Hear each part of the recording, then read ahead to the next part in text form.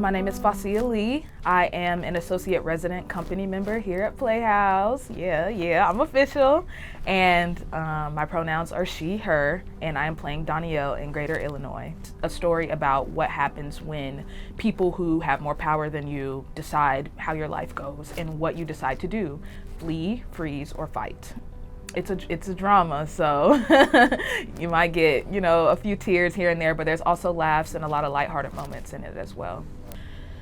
The audience's takeaway with this show should be that there are some social situations that may not involve, every individual, but everyone can relate to family bonds, appreciating the people in your life that support you, not changing your mind about something that you're passionate about. If you're passionate, it's okay to stand up for yourself. It's okay to stand up for other people, even if you can't relate to them, because there may be a day for one or for many of us where we have to decide. And so just knowing what you love, knowing what you do, knowing what you're good at, knowing who loves you, and just holding on to those things. I think everyone can be able to take that away from this play. I'm Daniel Stewart Nelson. I'm a resident company member here at Playhouse on the Square. My pronouns are he, him, his, and I am playing Patrick in Greater Illinois. It's a story about what happens when you turn a blind eye to injustices. I mean, that's kind of like the broad stroke of it, but if you really dive into the plot itself, it's two storylines that take place in the same apartment, and the injustices that happen in both of those timelines and how they kind of interweave. I was talking to Claire, our director, about this. It's hard to find similarities in Patrick because the similarities I find are things that I don't love about myself, but we as actors, we have to tap into those things. So a lot of rehearsal has been a bit of therapy too, which is great. Thank you for the free therapy.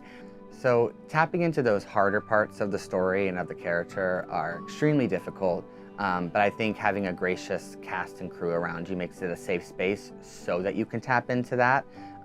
It's not an easy thing to do, but it's necessary for the story. But I think the easiest way to do that is to tap into moments in my own life where I felt very similarly to that character, even though the situation is completely different, but the feeling is the same.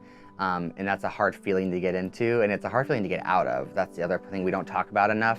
Getting there sometimes is not too difficult, but getting out of it is really hard. I mean, hours after rehearsal, I'm still in a weird place, But it's our job, and I love it. I think they're gonna leave questioning who they are in the show. And I think that's very important, because I think, truthfully, we're a little bit of every character in this show.